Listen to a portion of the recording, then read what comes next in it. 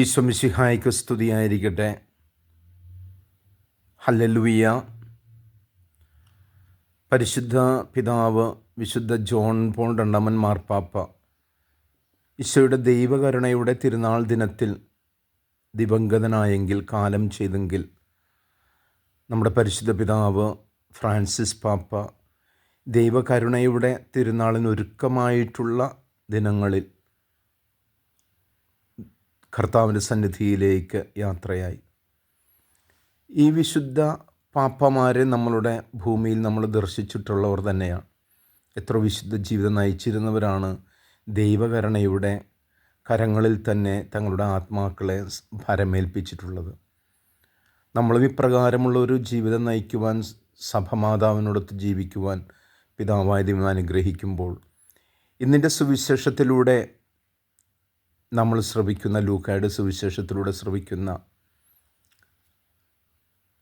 എമ്മാവൂസിലേക്ക് പോയ ശിഷ്യന്മാർ കർത്താവിനുണ്ടായ പങ്കപ്പാടുകളെ, ക്രൂരമരണത്തെ ഓർത്ത് വിലപിച്ച് സംസാരിച്ചു കടന്നു പോകുമ്പോൾ അവരിൽ ഒരുവനായിട്ട് കൂടെ നടന്ന് അവരുടെ സംസാരം ശ്രവിക്കുന്ന കർത്താവ്, എന്നാൽ ദുഃഖിതരായിരിക്കുന്നവരുടെ മനസ്സുകളെ കൂടുതൽ സമാധാനത്തിലേക്ക് നയിക്കുന്ന അവിടുന്ന് പറയുന്നു, ഒരുപക്ഷെ മന്ദബുദ്ധികളെ എന്നായിരിക്കും വിളിച്ചത്, എങ്കിലും പറയുന്നതെല്ലാം സംഭവിക്കേണ്ടത്, പ്രവാചകലിഖിതങ്ങൾ പൂർത്തീകരിക്കപ്പെടേണ്ടത് അർത്ഥവത്തായ ഒരു കാര്യമല്ലേ എന്ന് അവരോട് ചോദിക്കുകയും അപ്പം മുറിച്ച് അവർക്ക് നൽകുകയും ചെയ്യുമ്പോൾ അവരുടെ കണ്ണുകൾ തുറക്കപ്പെടുന്നു.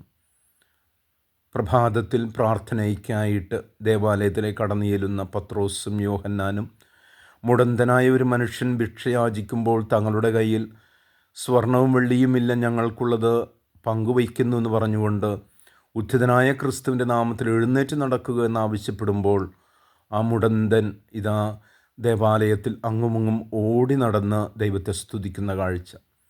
പ്രിയമുള്ളവരെ, നമ്മളുടെ അന്ധമായ മനസ്സുകളെ, ഹൃദയങ്ങളെ പ്രഭാപൂരിതമാക്കുവാൻ, നമ്മുടെ ശാരീരിക അസ്വസ്ഥതകളെ സൗഖ്യം നൽകി അനുഗ്രഹിക്കുവാൻ ഉദ്ധിതനായവൻ കൂടെയുണ്ട്. ഈ ഒരു പ്രത്യാശയിൽ നമ്മുടെ ജീവിതങ്ങൾ തുടരാം. ദൈവം അനുഗ്രഹിക്കട്ടെ. ആമേൻ.